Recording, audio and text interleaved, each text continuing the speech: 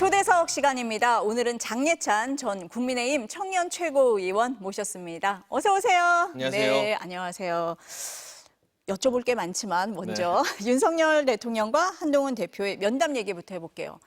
화합의 자리가 아니라 갈등만 확인한 자리였다. 이렇게 다들 평가를 했습니다. 네. 그렇습니까? 뭐 아무래도 이 면담 이후에 당정 갈등이 봉합되기보다는 안타깝게도 갈등이 다양한 방식으로 더 솟구치고 있는 것은 아닌가. 그래서 보수 지지층에서 지금 사태를 바라보는 시선을 제가 접해보면 굉장히 피곤하다, 짜증난다, 걱정된다 이런 의견들이 주를 이루고 있어요. 물론 당정 간의 의견이 다를 수도 있고 쓴소리를 주고받을 수도 있습니다만 조금은 물밑에서 하는 것이 지혜가 아닐까. 우리 집안 싸움 한다고 동네방네 광고하면 좋아하는 거 누구겠습니까? 옆집인 전쟁 중인 어떻게 보면 이재명 대표와 민주당 좋은 일만 하는 거잖아요. 그래서 이 집안 싸움을 이렇게 계속 광고하는 게 옳은 방향인가에 대한 고민을 당도 대통령실도 같이 좀 해봐야 될 것 같습니다. 누구 책임이 더 큽니까? 근데 저는 네. 대통령은 상수라고 생각을 합니다. 이 국민의힘이라는 정당의 1호 당원이고 국민의힘이 여당으로 불릴 수 있는 이유는 대통령의 존재 덕분이거든요. 그렇다면 대통령의 모든 행보에 대해서 입도 뻥끗하지 말라거나 비판하지 말라는 말이 아니에요. 상수를 인정하고 어떻게 하면 변화를 이끌어낼지 정말 민감하게 조율하고 물밑에서 설득하는 과정, 신뢰를 쌓아가는 과정이 필요합니다. 그런데 야당 대표가 하는 것 이상으로 더 집요하게 대통령과 배우자에 대한 비판을 일삼고 이것을 공개하고 또 데드라인을 딱 두고 이때까지 안 하면 어떻게 하겠다는 식의 예스냐 노냐.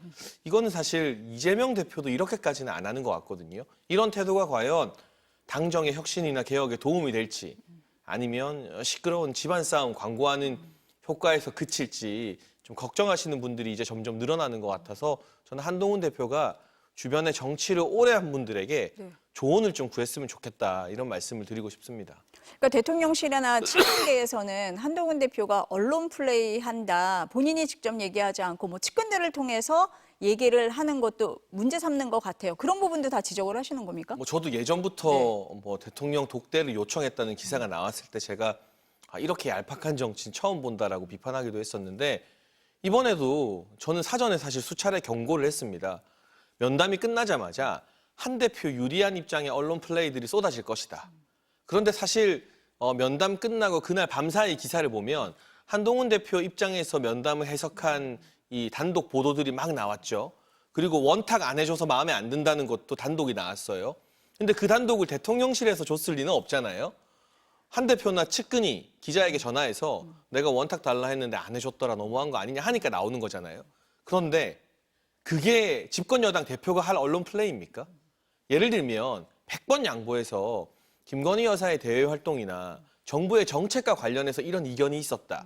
이거는 어쨌든 기사 가치가 있죠. 근데 원탁을 안 해줬다. 그리고 대통령이 날 20분 기다리게 했다. 이게 기자한테 전화해서 위주얼, 고주얼, 일러 바칠 언론 플레이 거리가 된다는 것 자체가 저는 그 단독 기사를 쓴 기자님도 좀 자괴감에 빠졌을 것 같고 이런 식의 어떤 지엽적인 논란으로 기싸움을 계속하는 게 한 번이 아니라 반복되고 있기 때문에 일정 부분 한동훈 대표의 내용이나 문제 제기에 공감을 하는 분들도 저 태도와 방식이 틀렸다. 그런데 정치는 내용만 가지고 하는 건 아니거든요. 태도와 방식 아니겠습니까?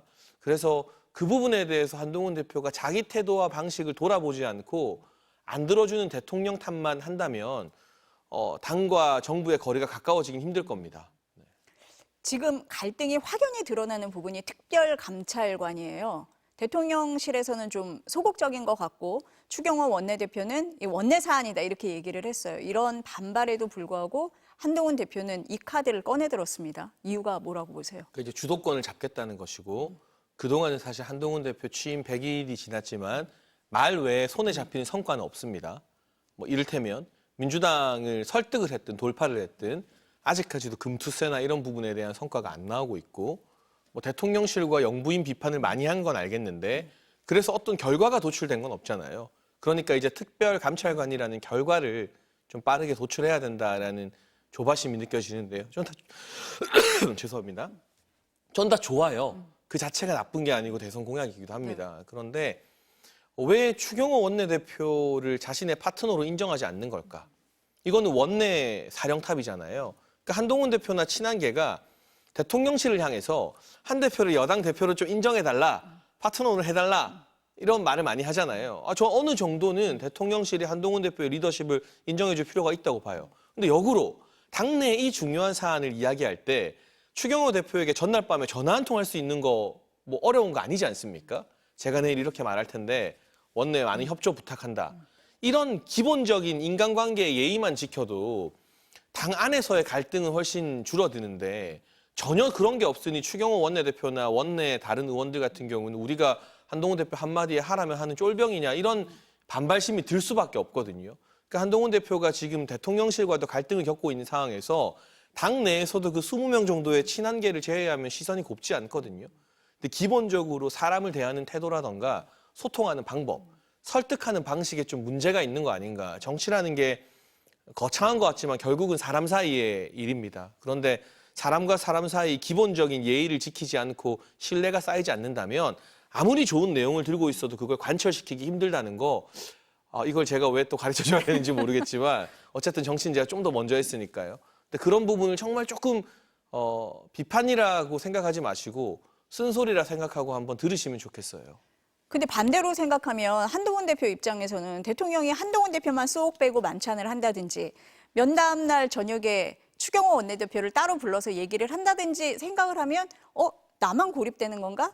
나를 빼고선 뭔가 교감이 있는 건가? 역으로 이렇게 생각할 수도 있잖아요. 근데 그럴수록 더 내 편을 만들어야죠. 그럴수록. 정치라는 게 그런 거 아니겠습니까? 그리고 이건 제가 직접 취재해서 확인한 사실인데 이번 면담 성사의 배경에 추경호 원내대표가 있었습니다.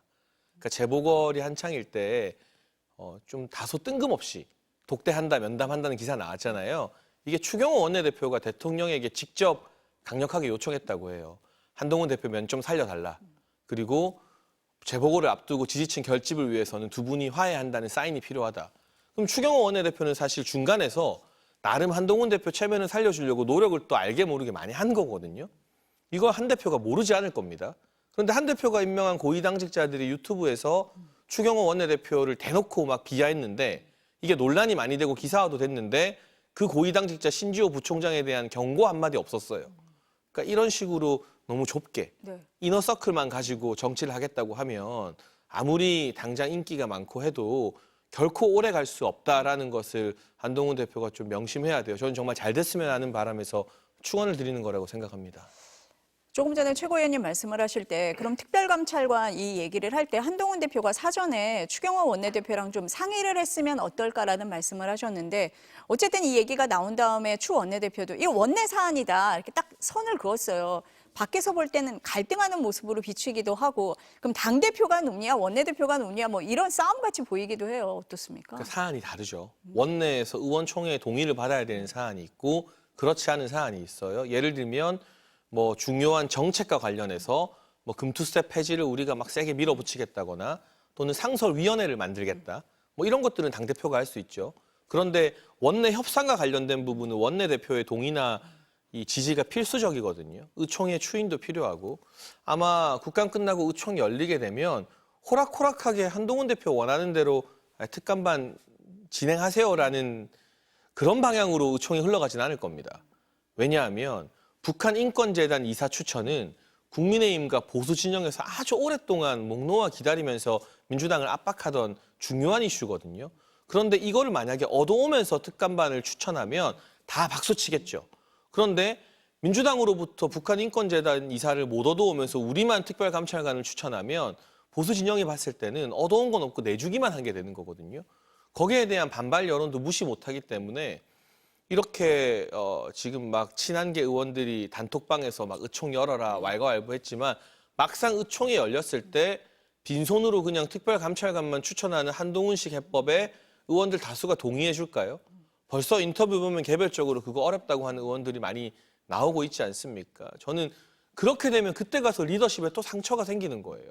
그러니까 상처 생기기 전에 미리 좀 풀고 이게 손을 내밀면서 가야 리더십이 강해지는 건데 상처 받을 게 뻔한 길로 가면서 내가 대표야, 내가 63%야.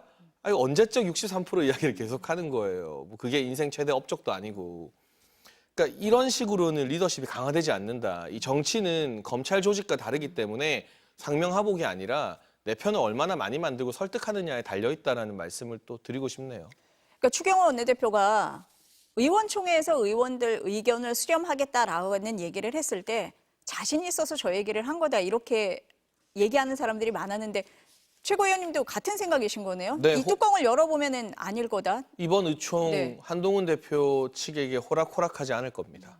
이 특감반을 임명하는 절차에 있어서 반대하는 의원은 없겠지만 북한 인권재단 이사 추천을 받아와야 된다.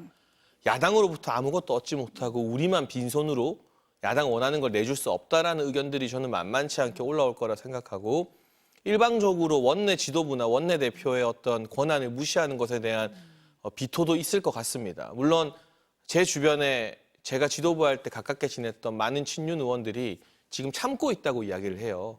이게 계파 갈등으로 비화되는 게 조심스러워서. 하지만 의총이 막상 열리게 되고 친한계 의원들이 나서서 뭐 본인들이 이제 한동훈 대표 편들면서 성토를 하면 또 그냥 그걸 가만히 듣고 아 그래 너네 마음대로 해라 하고 넘어가는 분위기는 아닐 겁니다.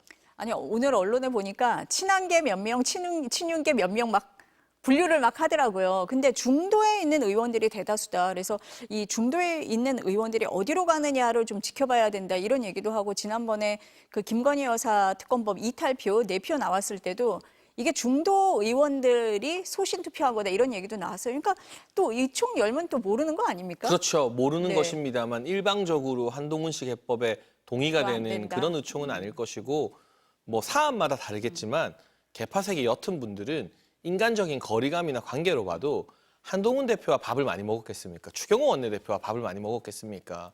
그러니까 저는 한동훈 대표 측에서 추경호 원내대표를 굳이 자꾸 적대시하는 이유를 모르겠어요. 그래서 얻을 수 있는 실익이 하나도 없거든요. 추경호 원내대표는 소위 말하는 강성 친윤 이런 분은 또 아니에요. 합리적인 분이고 어떻게 보면 중간지대에 있는 분인데 잘 설득해서 하나가 되면 대통령실 설득하기도 쉬워져요.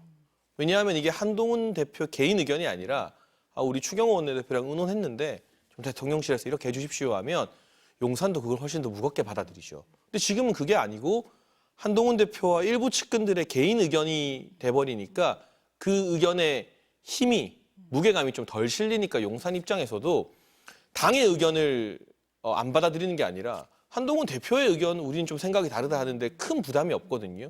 그러니까 한동훈 대표가 정말 개혁을 하고 싶다면 그리고 대통령실의 변화를 이끌어내고 싶다면 가장 먼저 손잡아야 되고 제일 많이 만나야 될 사람이 저는 추경호 원내대표라고 생각합니다. 아까 데드라인을 정해서 이런 말씀을 하셨었는데 이재명 대표의 1심 선고일 11월 15일을 한동훈 대표가 데드라인으로 제시를 한 것 같아요. 그럼 만약에 그 안에 뭐 특별감찰관이라든지 이런 요구가 안 받아들여진다. 그럼 한동훈 대표의 다음 스텝은 뭐가 되는 겁니까? 뭘 할 수 있죠? 제가 할 수 있는 궁금한데요. 게 사실 별로 없죠. 할 수 있는 게 있었으면 지금까지 했겠죠. 한동훈 대표가 지난 100일 동안 보여준 건 말은 굉장히 많고 시끄럽긴 한데 결과는 없잖아요. 정치는 냉정한 것이기 때문에 내가 지금 뭘 바꿀 수 있고 뭘 할 수 있을지에 대한 냉정한 자기 분석이 필요하거든요. 친한계 일각에서는 특검법 이탈표 8개 만들 수 있다를 가지고 소위 대통령실을 협박하고 있지만 저는 개인적으로 특검법이 8표가 나오는 순간 그게 친한계가 했건 누가 했건 간에 한동훈 대표 정치 생명 거기서 끝난다고 생각합니다. 탄핵에 대한 트라우마가 있는 보수층이 그 레드라인 넘는 것을 결코 용납하지 않을 거예요. 그래서 한 대표도 특검에 대해서는 언급을 안 하지 않습니까? 위헌적이라고 하고. 그러면 특검을 할 수 있을 것처럼 압박하는 것. 그리고 막 뭔가 언론에 대고 메시지를 시끄럽게 내는 것 외에 실제 행동으로 한동훈 대표가 할 수 있는 게 별로 없어요. 그러니까 이게 냉정한 현실이에요. 이 현실을 인정하고 내가 그러면 하나라도 첫 단추라도 잘 꿰매려면 뭘 해야 될까에 대한 고민이 있어야 되는데 한동훈 대표는 지금 첫 단추 꿰매기 전부터 벌써 내가 구두는 뭘 신어야 될까, 뭐 장식은 뭘 달아야 될까 너무 멀리 나가고 있는 거거든요. 그러니까 좀 차근차근 본인이 할 수 있는 것부터 무엇을 해야 될까에 대한 고민을 다시 돌아보면서 하시라는 말씀을 드리고 싶네요. 그 한동훈 대표가 얘기했던 대통령실 인적 쇄신, 이른바 김건희 여사 라인, 여기에 대해서는 어떻게 보세요? 일단 인적 쇄신이 시급한 건 한동훈 대표 측근들입니다. 당정 갈등을 먼저 양산하는 책임 있는 공직자들은 대부분 한 대표 측근들이에요. 뭐 저 같은 경우는 현재도 무소속이고 직책이 없죠. 그러니 제가 한동훈 대표 비판하는 거 좀 자유로운 편입니다. 근데 직책이 있는 친윤계 중진 의원들은 최근까지 대부분 다 침묵을 지켰어요. 갈등을 키우지 않기 위해서. 그런데 친한계 이제 부총장인 신지호 전 의원, 김종혁 최고위원 이런 고위 당직자들이 사실은 대통령실과 한동훈 대표 사이에 갈등을 막 부채질하면서 불난집에 기름 붓는 인터뷰를 참 많이 하고 있지 않습니까? 그 부분을 오늘 국민의힘의 강명구 의원도 지적을 했는데 한 대표 측근들의 그 신중하지 못한 입부터 인적 쇄신을 해야 당정 갈등의 실마리가 풀릴 겁니다. 그 7명인지 8명인지 아닌 비서관 행정관들 냉정히 말하면 국민 대다수가 그런 사람들이 누군지 얼굴도 이름도 몰라요. 우리가 보통 인적 쇄신을 할 때는 국민 누구나 아는 고위직과 거물들을 대상으로 합니다. 그래야 그걸 바라보는 국민들이 야 뭔가 바뀌겠구나. 대통령이 마음 단단히 먹었구나. 그래서 보통 총리 장관, 비서실장 수석 정도가 인적 쇄신의 대상이지 그 밑에 실무진을 가지고 이렇다 저렇다 하는 거는 참 정치권에서도 전례가 없는 일이고 국민들 입장에서 실익도 크지 않을 것이고 그들 중에 일부는 김건희 여사 개인 연락처도 없는 사람도 있어요. 그러니까 마구잡이로 떠도는 어떤 찌라시들을 섞어서 대통령의 인사권에 개입하는 것 자체가 저는 좀 위험한 선이지 않나. 본인 주변의 인적 쇄신부터 하고 그리고 대통령실에서 용인 가능한 것들을 서로 논의하면서 풀어나가야지 나가도 자꾸 너무 많이 나가는 거 아닌가 하는 생각이 들어요. 그 면담 다음 날 윤 대통령은 돌을 던져도 맞고 가겠다. 한 대표는 민심을 따라 피하지 않고 문제 해결을 하겠다. 이렇게 얘기를 했어요. 이 말뜻은 어떻게 해석하세요? 뭐 일단 대통령의 말씀은 개혁까지 추진하는데 여러 반발도 있고 어려움이 있습니다만 당장의 지지율이 흔들리더라도 4대 개혁 꾸준히 완수하겠다는 뜻이겠지만 한편으로는 저의 개인적 해석입니다.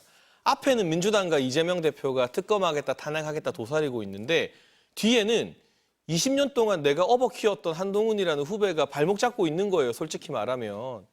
저는 이거 배은망덕하다라고 느낄 여지가 충분하다고 보거든요. 그러니까 굉장히 정치적으로는 어려운 상황이잖아요. 그러니까 이 상황에서 그러나 내가 뭐 특검 이탈표를 막기 위해서 뭘 하기 위해서 막 구질구질한 정치적 타협하지 않겠다.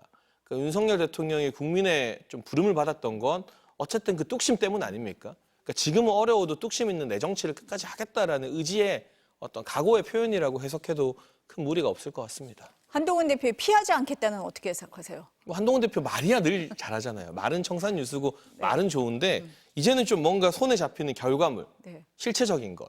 그러니까 지금 당대표 취임하고 기억나는 게 대통령이랑 기싸움하고 원탁 달라고 한 거, 독대하자한 거, 김건희 여사 공격한 거 말고 뭐가 있지 하면 솔직히 잘 안 떠오르시죠. 그러니까 이게 구체적 성과가 있어야 되거든요.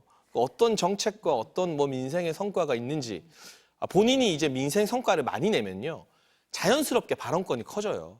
근데 지금은 한동훈 대표 성과가 없으니 대통령을 향한 비판이나 이런 것들이 일리가 있다 손 치더라도 당내에서 큰 지지를 못 받고 있는 거 아닌가 싶습니다. 그 이재명 대표하고 여야 대표 회담 하기로 했잖아요. 대통령실은 불쾌감을 드러냈다. 뭐 이런 보도가 나왔습니다. 어떻게 보세요? 뭐 일단 대통령 면담 직전에 야당 대표와의 면담 소식을 발표하는 것 자체가 좀 이 정치적으로는 결례긴 하죠.